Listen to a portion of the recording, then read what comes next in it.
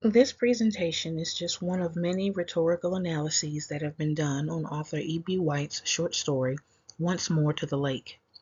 This presentation was made as an example of the Rhetorical Analysis Project for English 111, Writing and Inquiry.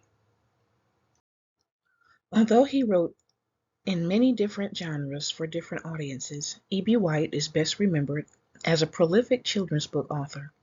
One of his most memorable works is Charlotte's Web. White's storytelling often dealt with the complicated themes of life and death. He was a lifelong lover of nature and animals, and often wrote about the importance of memories. In the article, He Loved the World, a short biography of E.B. White, Kelly Keller says of the author, White struggled with his health as a young boy, especially with allergies. One of the doctor's proposed treatments was to immerse his head in cold water every morning. As a result of the youngster's health problems, the White family decided to spend some time in Maine. Every year, for the remaining years of his childhood, E.B. White went to Maine every August with his family.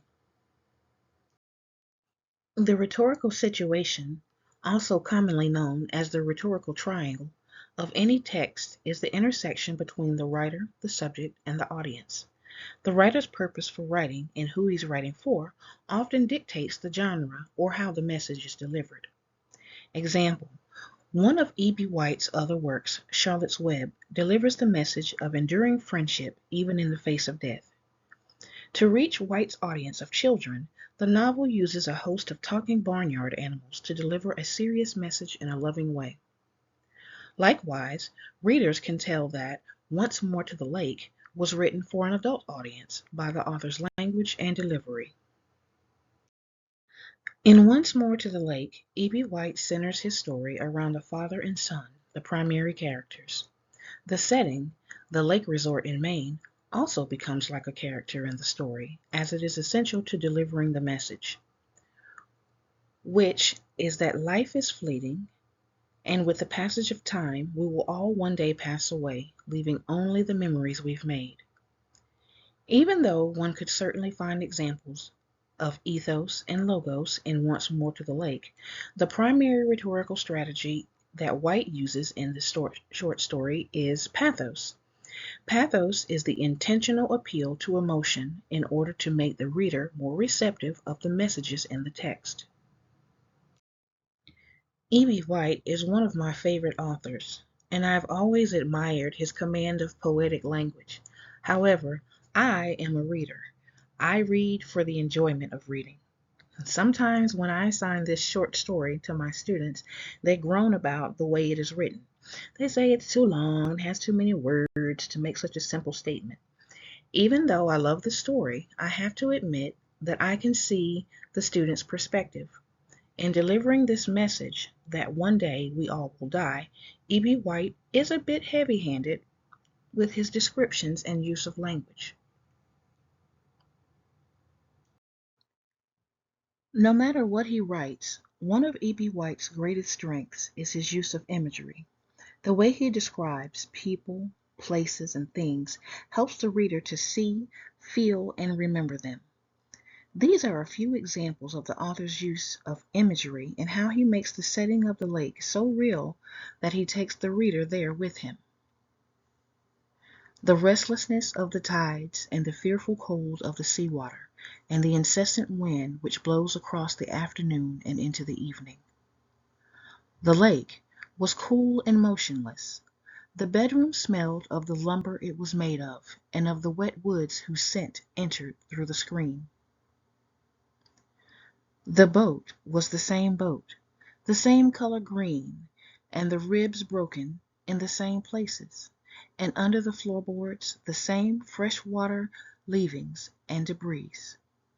The dead helgramite, the wisps of moss, the rusty, discarded fishhook, the dried blood from yesterday's catch. Pathos, the appeal to emotion, is present in every genre. In movies, soundtracks with musical instruments like violins pull at the audience's heartstrings. In a written work, the writer has to capture the audience the same way, only using words. E.B. White is a master at using emotionally charged words to reach his audience. Some examples. Summertime, oh summertime, pattern of life indelible, the fade-proof lake, the woods unshatterable, the pasture with the sweet fern and the juniper forever and ever, summer without end. This was the background, and the life along the shore was the design. Peace and goodness and jollity. The only thing that was wrong now, really, was the sound of the place, an unfamiliar nervous sound of the outboard motors. This was the note that jarred, the one thing that would sometimes break the illusion and set the years moving. One of the main themes in Once More to the Lake is the father's mental conflict with seeing himself both in the shoes of his father and in the shoes of his son during this trip. Throughout the story, he points out several times when the two seem to exchange places so much that it makes him, the father, dizzy.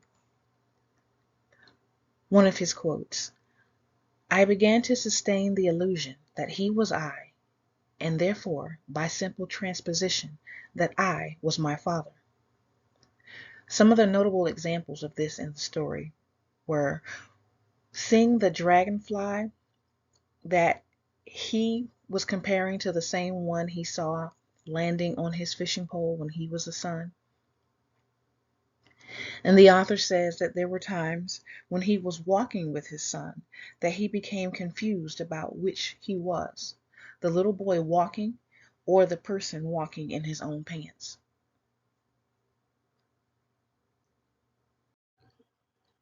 If there is any doubt that this short story communicates the message that making memories is important because one day we will all die, consider two other deliberate choices the author makes: the wording of the title of the story and the very last line of the story.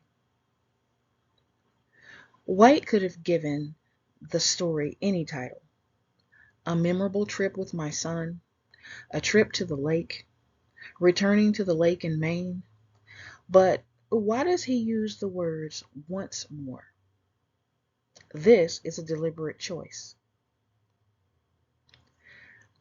As a writer, White is very well known for his ability to grab attention with just one line. In Kelly Keller's article, she states one of White's opening line in Charlotte's Web. "Where's Papa going with that axe?" asked Fern. If you've read it, you recognize it. The opening line of Charlotte's Web ranks among my very favorites.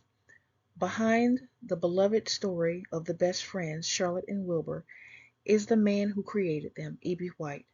There are so many features of Charlotte's Web that speak loudly about White's real life. There's the pig, the farm, the barn floor, the spider, and a love affair with all of them. Quoted from He Loved the World. As important to the meaning of the first line in Charlotte's Web is the meaning of the last line of Once More to the Lake. Both, coincidentally, deal with death. The last line in Once More to the Lake, "I watched him, his hard little body, skinny and bare. I saw him wince slightly as he pulled up around his vitals the small, soggy, icy garment. As he buckled the swollen belt, suddenly my groin felt the chill of death." At the end of the story, when the father feels the chill of death, watching his son put on that pair of cold, wet shorts, he is coming to the realization that when his son takes his place, bringing his own son to the lake when he grows up, that he will then be in the place of his own father, who, we can assume, is likely not still alive. A very sobering thought indeed. When we read stories, watch movies, listen to songs, or view artistic works, We probably don't often think about rhetorical methods and whether the creator of the work intentionally used pathos, ethos, or logos to reel us in. However, the use of rhetorical strategies is very real and can be very powerful in delivering messages. In Once More to the Lake, E.B. White employs descriptive and figurative language to connect his readers with the Father, the Son, the lake, and the message that one day all we will have of our loved ones are memories, and that we too are destined to become memories.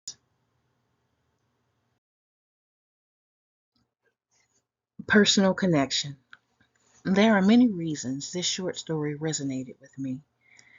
E.B. White became one of my favorite authors when I was gifted a copy of Charlotte's Web by an elementary school teacher after the passing of my father.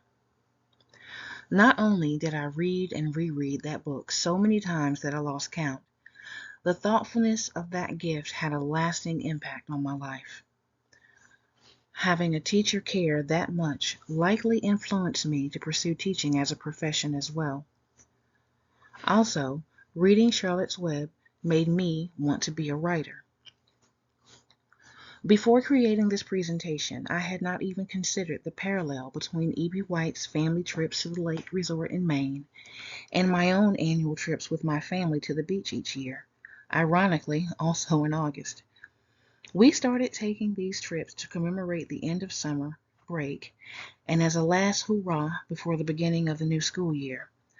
Unlike in the story, we don't always return to the same beach. We have been to several and are always excited to either find a new one or to revisit one of our favorites. On May 11th, 2023, my oldest son, Michael David Parker, who loved the beach, passed away in a car accident just 2 days after finishing his freshman year at East Carolina University. We cherish our memories with him, and we are grateful every day that we made so many.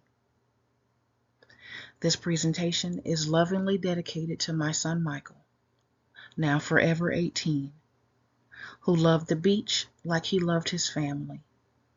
We have vowed to write his name on the shore of every beach we visit.